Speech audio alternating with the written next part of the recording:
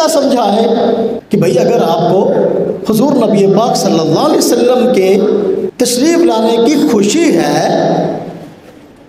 तो आप खुशी का इजहार सदका से करें, किसी गरीब को सदका दें, या अल्लाह इसका सबब हुजूर नबी पाक सल्लल्लाहु अलैहि वसल्लम की ज़ात को पहुंचा दे।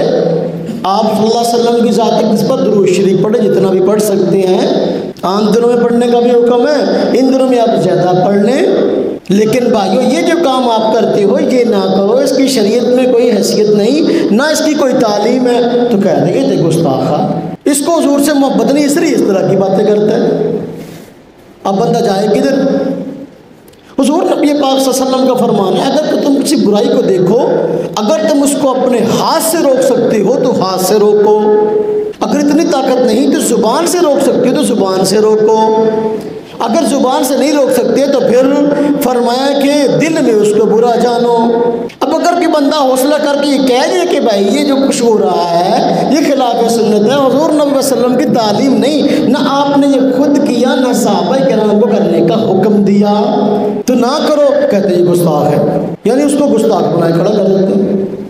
किसको? तो हुजूर नबी वसल्लम के आने की खुशी नहीं है। हम कहते हैं अगर खुशी का यही मयार है कि हुजूर नबी वसल्लम की तालीमात के खिलाफ ही चलना है तो फिर ऐसी खुशी तुम्हें मुबारक। खुशी तो हुजूर नबी वसल्लम ने खुशी का तरीका ही बताया, गमी का तरीका ही बताया, लेकिन इस दिन को बतौर त्यौहार के मनाने का इस तरह का तरीका कोई हुजूर की तालीम नहीं है कि इन दिनों में इस दिन को बतौर त्यौहार के मना लो और उसमें अपनी मन मर्जी की चीज़ें निकाल लो।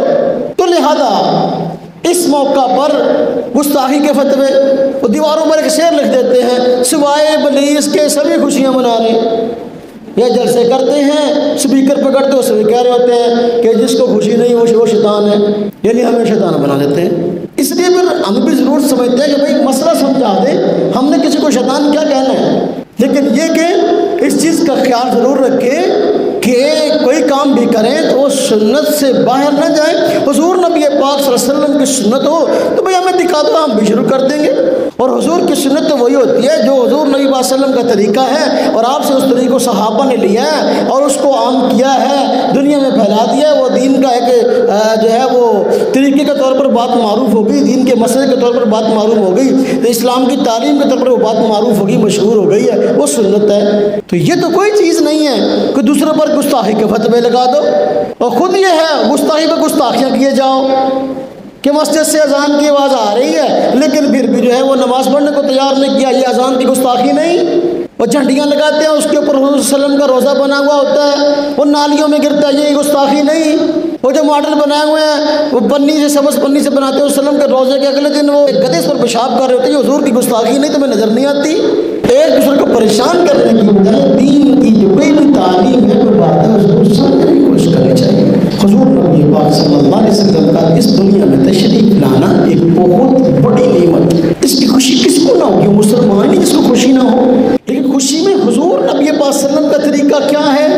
आप सल्लल्लाहु अलैहि वसल्लम को कोई खुशी का मौका सामने आता तो आप सल्लल्लाहु अलैहि वसल्लम शुक्रान लेकिन नफल पढ़ते थे, तो आप भी पढ़ लो, कौन रोकता है, नफल पढ़ो खुशी के कि अल्लाह तेरा शुक्र है तूने आकाए दो जहाँ हज़रत मोहम्मद मुस्तफ़ा सल्लल्लाहु अलैहि वसल्लम को हमारी हिदायत के लिए इस कायनात में भेज दिया। अगर आप उनको ना भेजते तो पता नहीं हमारा शुमार किन में होता और हम किन में शुमार होते। जी अल्लाह तेरा शुक्र है कि आपने हुजूर नबी पाक सल्लल्लाहु अलैहि वसल्लम को हमारे दरमियान भेज दिया, तो भाई अल्लाह का शुक्र अदा करो और शुक्राने के नवाफिल अदा करो। ठीक है, तो एक तरीका है जो हुजूर नबी पाक सल्लल्लाहु अलैहि वसल्लम का बतलाया हुआ है